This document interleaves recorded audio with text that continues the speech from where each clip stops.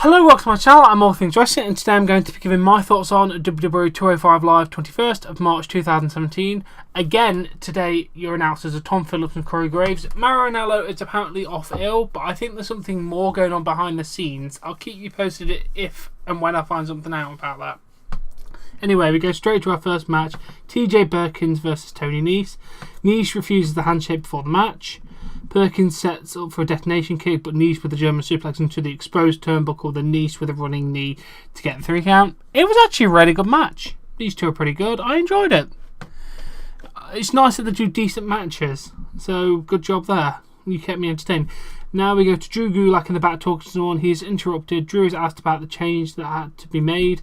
Drew says he was frustrated with his loss last week. There does need to be a change on 205 Live. The WWE Universe is directly to blame. The athletes act like glorified stuntmen reacting to the crowd. He vows that there will be hope. He says he has the solution. I'm going to admit I'm intrigued. I really want to know what he's got and what he's planning to do. So good job there. You've got me invested. Let's see where it goes. Then we go to match 2. Akira Tozawa versus Alex Reynolds. Either a local talent or a developmental talent. I'm not too sure. Anyway, Reynolds goes for a clothesline. Tozawa avoids it, hits a German suplex for 3 count. The match lasted like 30 seconds. A good job, Akira there. Then after the match, Tozawa wants to know where Brian Kendrick is. He wants Kendrick to come out and fight. He tells Kendrick to stop hiding and fight now. Tozawa says if you won't come to him, he will go to Kendrick now. Tozawa goes to the back, and as he's making his way up the ramp, a security member attacks him and sends him into the ring barrier twice. It's Brian Kendrick. He hits sliced bread number 2 off the apron. He then says Tozawa could have been special under his guidance. Lesson number 8, appearances can be deceiving. This angle is amazing. I'm hoping it accumulates at WrestleMania. I hope they do get a nice match there. But as it's going now, I'm highly entertained and I want to see where they're going. Brian Kendrick teaching him lessons is really, really entertaining at the minute. Then we go to the locker room. Jack Gallagher and Rich Swann are in there. Noam Dar and Daivari stop by. Dar wants to know about dress. Swan says what you do in the privacy of your own home is your own business. Dar says he bumped into a courier who was delivering a gift to Alicia. Dar says another gift will be overkill. Their relationship is better than silly gifts. Swan wants to know what does this have to do with him and Jack. Dar says he's trying to deal with this in a peaceful manner. Next week they will settle it in the ring. Swan accepts the challenge and tells Noam that he can't handle this. He can't handle this. Yeah, it was a good exchange, and then Swan and Gallagher were talking about ties as the camera went off. It was good anyway. I wish I'd got that conversation. Then Austin Aries makes his way to the ring and gives a child on the rail a banana peel. I don't know.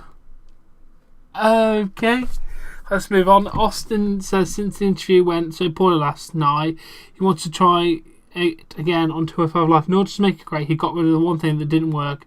He will not involve Neville.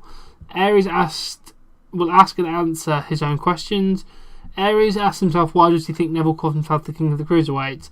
Aries says some people would say that Neville is overcompensating for lack of self-esteem or other differences. I don't know that word. I don't really.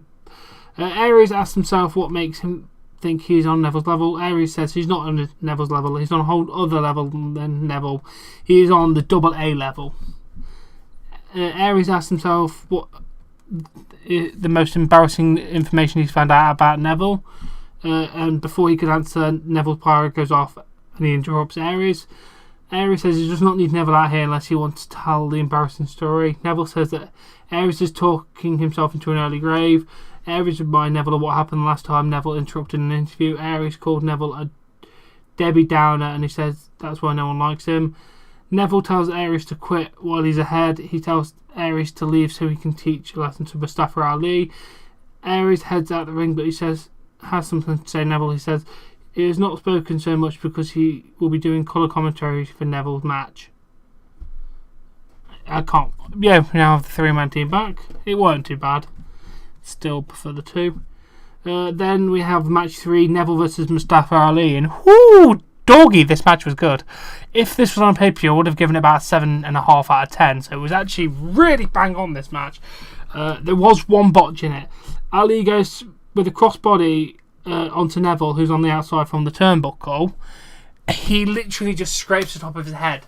Neville tries to catch him, but he literally just kind of hits his head, body on his head, and just kind of flops to the floor. It looked like a really bad botch because he just overshot it. Okay, and then Ali goes up top for an inward 450 splash. Neville goes to the apron. Neville with an enziguri. Ali lies across the ring post. Neville goes to the top, hits a German suplex, and both men are down. It was a nice superplex, I can tell you that now. It was nice. Ali managed to really rotate him as well. We managed to land on his front, so it looked pretty good. Neville looks around, he pulls Ali out of the ring. Neville swings Ali into the ring post. Neville picks up what is left of Ali and drags him in front of Aries. Neville gestures to Aries and they return to the ring. Neville has something to say to Aries and then he applies a ring of Saturn and Ali taps out. After the match, Neville goes to the floor in front of Aries, but the officials get in between them before anything can happen.